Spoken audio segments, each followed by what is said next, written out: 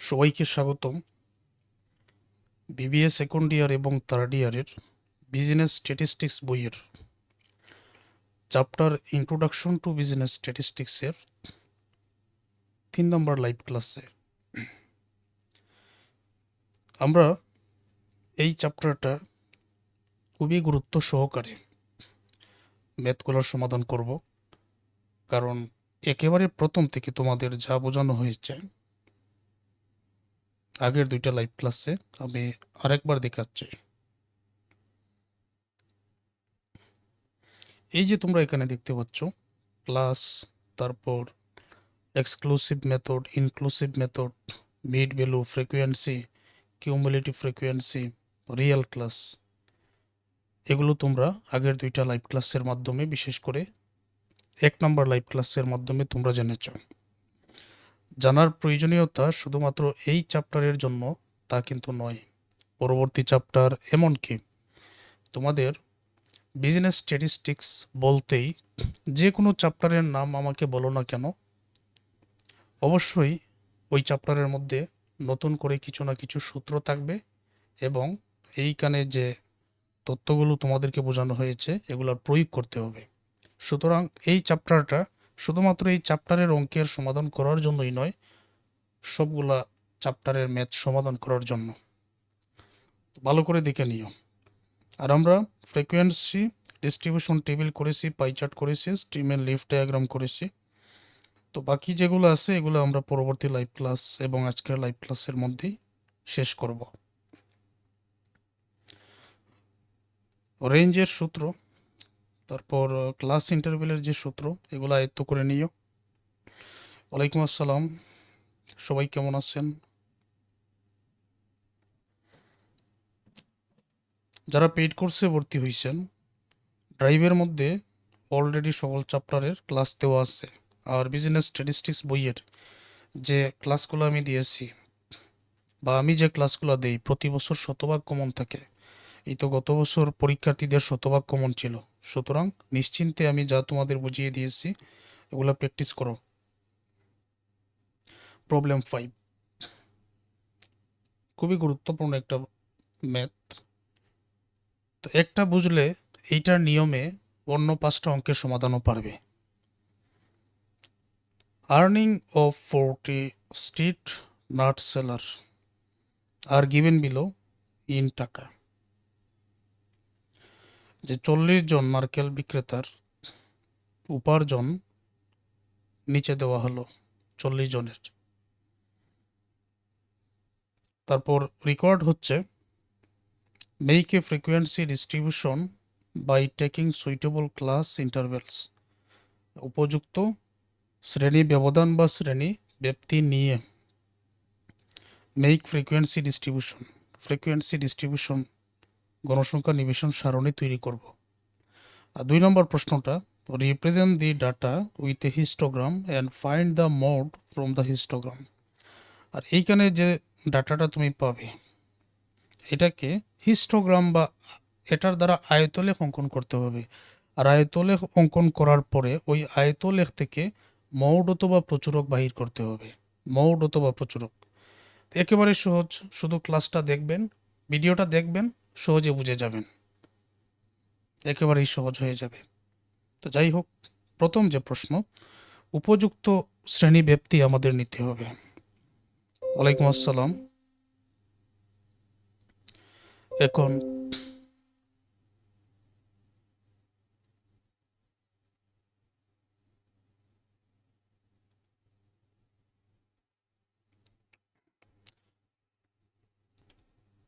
আচ্ছা ঠিক আছে,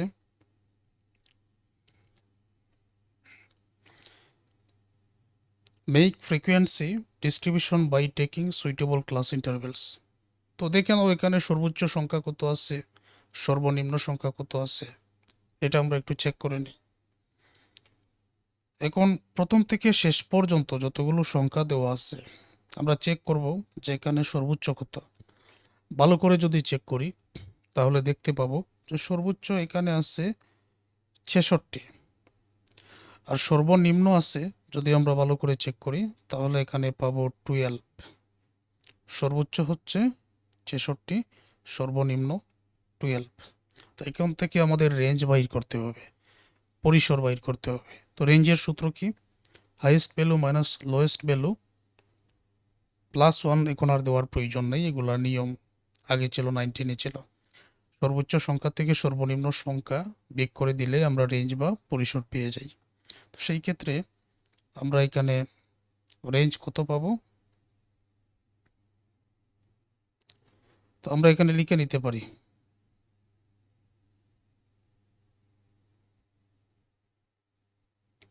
রেঞ্জ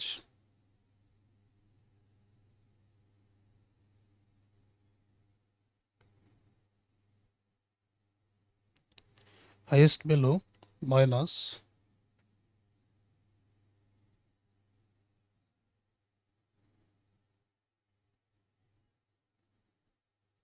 লোয়েস্ট ভ্যালু। তাহলে হাইয়েস্ট ভ্যালু আছে এখানে কত টাকা? এই যে 66 মাইনাস লোয়েস্ট আছে 12। তাহলে উত্তর কত হবে? 54। তো রেঞ্জ বাইর করে নিলাম। রেঞ্জ কেন বাইর করলাম? কারণ ক্লাস ইন্টারভ্যাল বাইর করার জন্য যে সূত্রটা, ওই সূত্রের মধ্যে রেঞ্জ আছে, রেঞ্জের মান বসাতে হয়। তো মনে করো আমরা রেঞ্জ বাইর করে নিলাম। এই কাজটা যদি আমি তোমাদের এভাবে দেখাই, সময় কম লাগার জন্য একটু লক্ষ্য করো, বড় করে দেখাচ্ছি।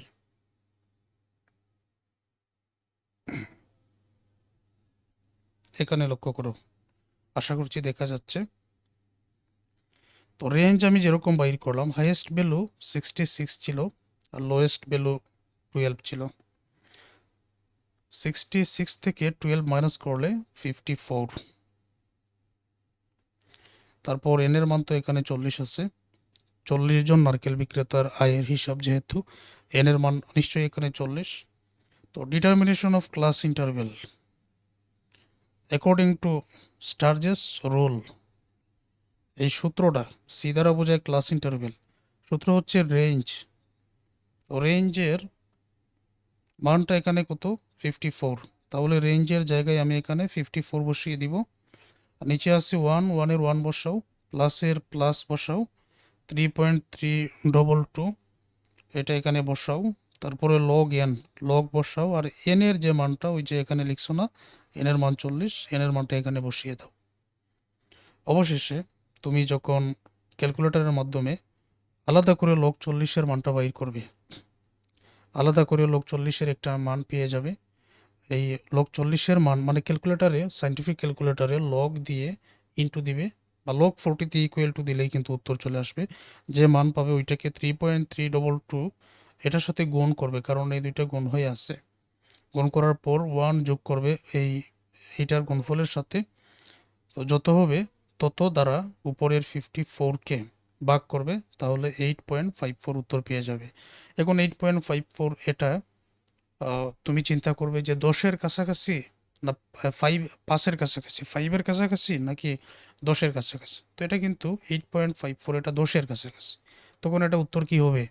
আমরা 10 ধরে নিব, একটা মিলে যাতে অঙ্কের সমাধান করা যায়, এটার উত্তরটা 10। তারপর নাম্বার অফ ক্লাস, এটা না লিখলেও চলবে, লিখতেও পারো, অসুবিধা নেই। এখন তুমি শ্রেণীব্যাপ্তি যদি 10 করে নাও, তাহলে কতটি ক্লাস লাগবে? নাম্বার অফ ক্লাস, যেমন রেঞ্জ 54 আছে, তাহলে ক্লাস ইন্টারভেল শ্রেণীব্যাপ্তি 10 করে নিতে হবে। 54কে 10 দ্বারা ভাগ করলে 5.4, যেটা 6-এর কাছাকাছি, 6টা গড় লাগবে। 5.4, এখানে তো আর 5টা গড় হবে না, কারণ 0.4 অতিরিক্ত, তার মানে 6টাই ক্লাস হবে বা 6টা গড় হবে, আমরা যে সাজাবো 6টা লাইন হবে। তো এটা 6। ওকে, তো এতটুকু সবাই পারবে। ক্লাস শেষ করার সাথে সাথে হাতে কলমে প্র্যাকটিস করবে। এভাবে বুঝিয়ে দিলাম যাতে সময়টা কম লাগে। তাছাড়া এগুলো তোমরা আগের ক্লাস করলে সবাই ভালো করে জানবে, সমস্যা নেই। আচ্ছা, তাহলে সর্বনিম্ন সংখ্যা এইখানে কত ছিল? সর্বনিম্ন সংখ্যা 12 আছে আর সর্বোচ্চ 66 আছে। তো 12 আছে, এখন আমি যদি 12 থেকে শুরু করি, 12 থেকে শুরু করলে কীরকম দেখায় না? আমরা এক মিলে যাব। মিলটা কীরকম? মিলটা আমরা 10 থেকে শুরু করব। আগের অঙ্কগুলোর মধ্যেও কিন্তু আমরা ওই রকমই সমাধান করেছি। 10 থেকে শুরু করব, 10 থেকে 20, 20 থেকে 30, 30 থেকে 40 এরকম এক্সক্লুসিভ মেথডে আমরা সবসময় অঙ্ক করব। এক্সক্লুসিভ মেথডে 10 থেকে শুরু করলে 10 থেকে 20, 20 থেকে 30, সর্বোচ্চ কত পর্যন্ত যেতে হবে? যেহেতু এখানে সর্বোচ্চ আছে কত 66, 70 পর্যন্তই যেতে হবে যদি ওই মিলে যাই। তো দেখো তো এটা কীরকম, এরকম একটা টেবিল অঙ্কন করে নেবেন। Table for calculation of frequency distribution and CF, class interval, daily marks, frequency, cumulative frequency. এখন কেউ যদি এখানে কিউমুলেটিভ ফ্রিকোয়েন্সি বাইর করতে না চান তো বাইর করবেন না, অসুবিধা নেই, কারণ আমাদের অঙ্কের মধ্যে এটার প্রয়োজন নেই আজকে। চাইলে বাইরও করতে পারেন, কিউমুলেটিভ ফ্রিকোয়েন্সির প্রয়োজন নেই। আমরা শুধু ক্লাস ইন্টারভেল, টেলিমার্কস, ফ্রিকোয়েন্সি এই তিনটা বাইর করলেই যে প্রশ্ন আমাদের করা হয়েছে সেটার উত্তর আমরা দিতে পারবো। আচ্ছা, তারপরে টেলিমার্কস বসানোর পালা। এখন যে সংখ্যাগুলো এখানে আছে, যেমন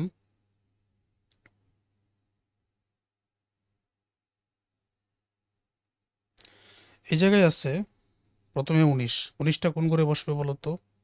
19টা ওই 10 থেকে 20-এর করে, অর্থাৎ এই করে একটা টেলি চিহ্ন বসবে। 19 10 থেকে 20-এর করে, এগুলো তো তোমরা বুঝতে পারতেছো। 45 বসবে 40 থেকে 50-এর করে, 50 বসবে 40 থেকে 50-এর করে নয় কিন্তু, যেহেতু 50 এটা শেষেরটা, 50 থেকে 60-এর করে। 52 বসবে 50 থেকে 60-এর করে, 62, 60 থেকে 70-এর করে, 45, 40 থেকে 45 বসবে 40 থেকে 50-এর করে, এরকম যতটা আছে প্রত্যেকটা আমরা টালি চিহ্ন বসাবো। আর এটা বসানোর নিয়ম তোমরা জানো, টালি চিহ্নটা 1 2 3 4, ঠিক আছে। তারপর 5 নাম্বারটা এরকম দিয়ে দিবে, তারপর 6 7 8 9, 10 নাম্বারটা এরকম, 11 12 এরকম যেতে থাকবে। কোনো করে 1টা 2টা 3টা 4টা এরকম হতে পারে। তো আমরা আগের নিয়ম মতো, আমি ধরে নিলাম তোমরা আগের ক্লাস করেছো, আগের নিয়ম মতো আমরা এই প্রত্যেকটা বসিয়ে দিব, প্রত্যেকটা সংখ্যা। যদি প্রত্যেকটা সংখ্যা এই জায়গায় বসিয়ে দিই, এটা তোমরা পারবে আমি ধরে নিলাম। কোনটা কোন করে বসবে এটা তো আগের ক্লাসেই বোঝানো হয়েছে। তো 10 থেকে 20-এর করে তুমি 4টা টেলি চিহ্ন পাবে, ফ্রিকোয়েন্সি 4 হয়ে যাবে এক্ষেত্রে। 20 থেকে 30-এর করে 6টা পাবে, 30 থেকে 40-এর করে 8টা পাবে, 40 থেকে 50-এর করে 10টা, 50 থেকে 60-এর করে 7টা, আর 60 থেকে 70-এর করে 3টা। তো এখানে যতটা পেয়েছো এগুলোর সংখ্যা এখানে লিখতে হবে। যেমন 4 আছে 4 লিখো, এখানে 6 আছে 6 লিখো, 8 আছে 8 লিখো, এখানে আছে 12 12 লিখো, এখানে 7 আছে 7 লিখো, আর এখানে 3 আছে 3 লিখো। যোগ করলে দেখবেন যে 40 হয়ে গেছে। তো এন এর মান 40 ঠিক থাকবে।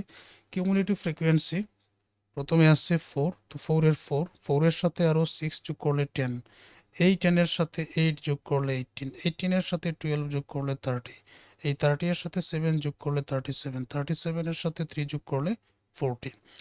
অবশেষে এন এর মান 40 আর এইটার যোগফল 40, এটা কিন্তু মিল থাকবে। আমরা এগুলো পরবর্তী ক্লাসের মধ্যেও জানবো, অনেক কিছু জানার আছে। আচ্ছা, প্রশ্নের মধ্যে বলা হয়েছিল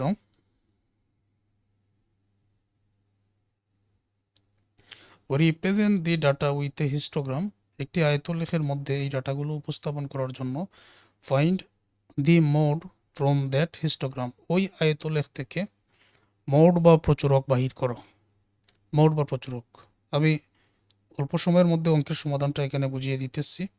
তো তোমাদের একটা কাজ হলো, ক্লাসটা শেষ হওয়ার পরে আগের 2টা ক্লাস সহ তোমাদের এটা প্র্যাকটিস করতে হবে, সাথে সাথে প্র্যাকটিস করবে। কেউ যদি চাও যে আমি কোর্সে ভর্তি হওয়া মাত্র 10 দিনে 5 দিনে ক্লাসগুলো দেখে সম্পূর্ণ বইয়ের প্রস্তুতি নিতে চাই, পারবে। ক্লাসগুলো ড্রাইভে দেওয়া আছে, এগুলো দেখে তুমি হাতে কলমে প্র্যাকটিস করে বাসায় বসে সহজে সকল চ্যাপ্টারের ম্যাথ সমাধান করতে পারবে। এখন একটা আয়তলেখ অঙ্কন করতে হবে আমাদের। তো আয়তলেখ অঙ্কন করার জন্য কি প্রয়োজন? গ্রাফ পেপারের প্রয়োজন আছে।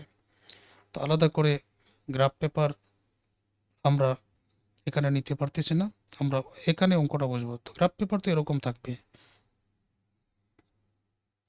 এরকম স্কোয়ার আকারে থাকবে না, তো আমরা এটা বুঝে নিব, এক একটা ঘরের মান 5 করে থাকে, মানে একটা গাঢ় রেখা থেকে আরেকটা গাঢ় রেখার মধ্যে 5টা ঘর থাকে। তাহলে এই যে শ্রেণীব্যাপ্তি আছে, এই যে 10 থেকে 20, 30, 40, 50, 60, 70, 10 থেকে শুরু করে আমরা এই নিচ বরাবর এখানে আসবো। আবারও বলি, যেমন 10 থেকে শুরু, প্রথম ঘরটা এরকম থাকবে। প্রথম যে শূন্য, শূন্য থেকে 10, এই 10 আমি যেখান থেকে শুরু করব, এইটা এরকম পরীক্ষার মধ্যে তোমরা দিয়ে দিবে, গ্রাফ পেপারের মধ্যে সব সময় এরকম দিয়ে দিবে। তারপর যে এখানে 10 আছে, এই 10টা এখানে, তারপর 10 থেকে পরেরটায় 20, 30, কোথায় কিভাবে আসবে, প্রথমে তো 10 আনলাম, তারপরে 20, 30, 40, 50, 60, 70, তার মানে আমি এগুলো নিয়ে আসছি, এইগুলো আর আমার দেখার প্রয়োজন নেই। ঠিক আছে? তো এখানে 10 থেকে শুরু, 10, 20, 30, 40, 50, 60, 70, তাহলে এখানে শ্রেণী ব্যক্তিগুলো বসানো হয়েছে। আর এটা এরকম সবসময় গ্রাফ পেপারের মধ্যে এরকম থাকবে, এটা ঠিক। এখন গ্রাফ পেপারের মধ্যে এই 10 থেকে 20 যেটা, এখানে কিন্তু এরকম 5টা ঘর আছে, এরকম 5টা থাকবে। ওকে, এক একটা ঘরের মান ধরে নেবেন 2 করে, 2 করে ধরে নিলে তাহলে 5টা করে কত হবে, 10 হয়ে যাবে। আচ্ছা, তারপর উপরের দিকেও 5টা ঘর থাকবে, যেমন এরকম, এরকম 5টা ঘর থাকবে। তো এক একটা ঘরের মান আমরা চাইলে এখানে 1ও ধরে নিতে পারি, 2ও ধরে নিতে পারি, 3ও ধরে নিতে পারি, কোনো সমস্যা নেই। তো এখানে প্রতি 5 ঘরকে 2 ধরা হয়েছে, তো 2 যদি 5 ঘরকে ধরা হয়, তাহলে 2 এর অর্ধেক ঠিক মাঝ বরাবর আমরা একটা ফুটা দিব, তাই না? 1 যদি এখন বাইর করতে হয় তো কোথায় লিখতে হবে, 2 এবং 0 এর মাঝ বরাবর। এখন মনে করো 4 এবং 2 আছে, আমার 3-এর প্রয়োজন, তো 4 এবং 2 আছে, 3-এর প্রয়োজন, ঠিক এইটার মাঝ বরাবর আমাকে চিহ্নিত করতে হবে। তো এটা আমি তোমাদের প্রয়োগ করে দেখাই।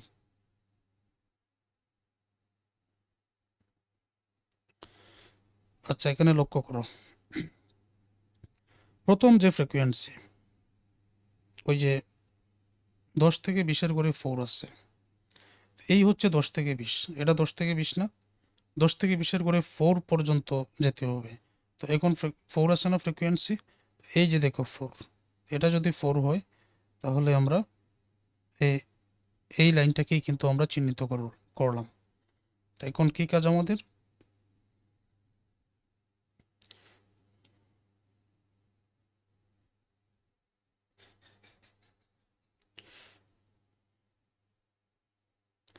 এখন এই এটা হচ্ছে 4, এখান থেকে আমরা আয়তলেখটা ঠিক এই বরাবর নামিয়ে নিলাম, এটা হচ্ছে আয়তলেখ।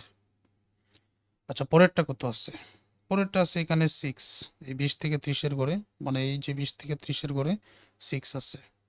তো 6 হবে এই যে 6, ঠিক 6-এর এটা সোজা বরাবর আমরা পরবর্তী লাইন এখানে, এটা এখানে এই জায়গায় নামিয়ে নিলাম, আর এটা এখানে, ব্যাস, এটা আয়তলেখ হয়ে গেল, এটার আয়তলেখ অঙ্কন হয়ে গেল। পরে আসো 30 থেকে 40-এর ঘর, মানে এই ঘরে 30 থেকে 40-এর ঘরে 8 আছে, তো 8, এই যে 8 আছে, তো এইটাকে চিহ্নিত করতে হবে, তো এটাকে চিহ্নিত করো, এটা সোজা এখানে নামিয়ে নাও, আর এটা এই জায়গায় নামিয়ে নাও, আয়তলেখ হয়ে গেল। তারপর 40 থেকে 50-এর ঘরে 12 আছে, 40 থেকে 50-এর ঘর, তো 12 এখানে দেখো, এই যে 12, তো এটাকে নামিয়ে নাও, 12 এখানে নেমে যাবে, আর এটা এই জায়গায় নেমে যাবে। মধ্যখানে যে কিছু রেখা দেখা যাচ্ছে, এটার কাজ কি, এটা পরে আমরা বুঝি, পরে বুঝতে পারবো। তারপর যাও 50 থেকে 60-এর ঘরে, কত আছে, 7, এই যে 50 থেকে 60-এর ঘর, তো এখানে 7, 7 কোথায়, তোমরা লক্ষ্য করলে দেখবে, লক্ষ্য করলে দেখবে এই যে 6 থেকে 8, তাহলে মধ্যখানে নিশ্চয়ই 7 আছে, মধ্যখান চিহ্নিত করবে। তো এটার সোজা এই যে রেখাটা আছে, সরাসরি এটা নিচে নামিয়ে নাও, ওকে, তো এটা নিচে নামানো হলো।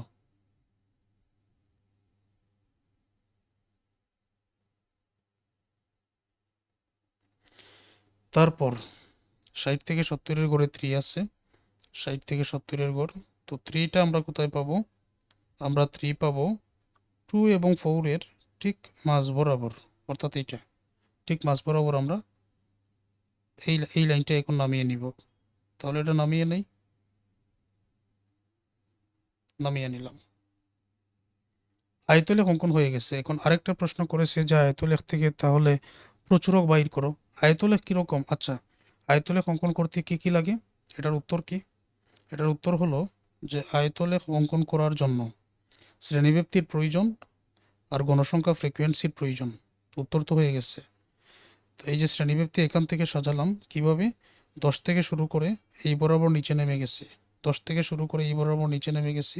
প্রথম ঘরটা এরকম কাটা থাকবে। তারপর ফ্রিকোয়েন্সি অনুযায়ী এইটার মানের অনুপাতে আমি এখানে আয়তলেখটা অঙ্কন করলাম। একটা শেষ। প্রশ্ন করা হয়েছে যে আয়তলেখ অঙ্কন করে এটা থেকে মোড বাইর করার জন্য হিস্টোগ্রাম অঙ্কন করেছি, হিস্টোগ্রাম থেকে মোড বাইর করতে হবে। তো বাইর করার নিয়মটা কি? একটা অঙ্ক আমি এখানে বুঝিয়ে দিচ্ছি, একটা পারলে তোমরা 10টা পারবে। তো এই আয়তলেখের মধ্যে সবচেয়ে বড় কোনটা, কোন শ্রেণীতে আছে বলো তো? আমরা এখানেও দেখতে পাচ্ছি 40 থেকে 50-এর গড়ে 12 আছে। এখানেও দেখতে পাচ্ছি এই যে 40 থেকে 50-এর গড় না, এখানে কত আছে? এই যে 12 আছে সবচেয়ে বড়। তো এখন কি কাজ? এখন তোমার কাজ হলো প্রচুরক নির্ণয় করার জন্য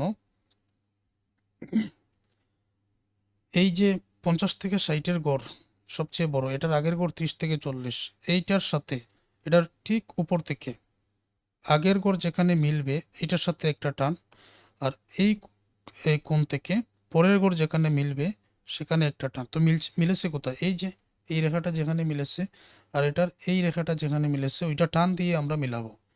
এইটা মিলানোর পর সরাসরি এই রেখাটা এবং এই রেখাটা যেখানে মিলিত হয়েছে ঠিক সোজা স্কেল দিয়ে আমরা নিচে একেবারে নামিয়ে নিব।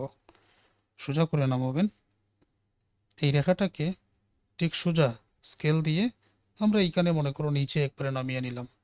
অবশেষে তোমরা দেখবে যে 40 থেকে 50-এর গণনা, এটা প্রতি গড়কে 2 একক ধরা হয়েছে। তো 10 থেকে 20 তাকেই মাত্র 5টি গড়। তো প্রতি গড়কে 2 ধরলে কিন্তু এখানে 10 হয়ে যাচ্ছে এরকম। তাহলে এটা পড়বে 2 নম্বর করে, 40, 42, 44 2 নম্বর করে কিন্তু গ্রাফ পেপারের মধ্যে এই রেখাটা কিন্তু পড়বে। ওকে, 44-এর মধ্যে পড়বে। অবশেষে যেটার মধ্যে এই মিলিত রেখাটা যেটার মধ্যে পড়বে এটাই মোট, যেহেতু 40, 42-এর গড় 42, 44-এর গড়ে পড়বে 2 নম্বরটার করে, তখন এটা 44ই মোট বা প্রচুরক। তো এটা দেখো এখানে চিহ্নিত করে বুঝিয়ে দেওয়া হয়েছে মোট 44। মোট হচ্ছে এখানে 44।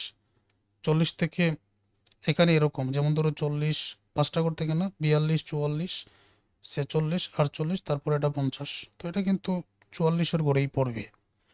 এই হচ্ছে মোট বাই করার নিয়ম। এই ধরনের একটা অঙ্ক পার্ট সিতে থাকতে পারে, গত বছর ছিল না, তো তোমাদের এটা থাকতে পারে, এই বছর এই ধরনের অঙ্ক থাকতে পারে। গত বছর ছিল না বলতে এই ফরম্যাটের ছিল না, আজকে যে ম্যাথটা এটা তোমাদের থাকতে পারে। স্ট্যাটিস্টিক্স নিয়ে কোনো চিন্তা নেই, আমি যে ম্যাথগুলো এখানে তোমাদের বোঝাবো শতভাগ কমন পড়বে, প্রতি বছরই কমন থাকে, শুধু সমাধান করতে হবে, তোমাদের একটু সময় দিতে হবে। আচ্ছা, তাহলে এটা শেষ। এখন আর কোনো অঙ্কের সমাধান আজকে আমি বোঝাতে চাই না, ধীরে ধীরে এই ক্লাস করো, যেহেতু ক্লাসগুলো দেওয়াই আছে ড্রাইভের মধ্যে আর আমি লাইভে বোঝাচ্ছি।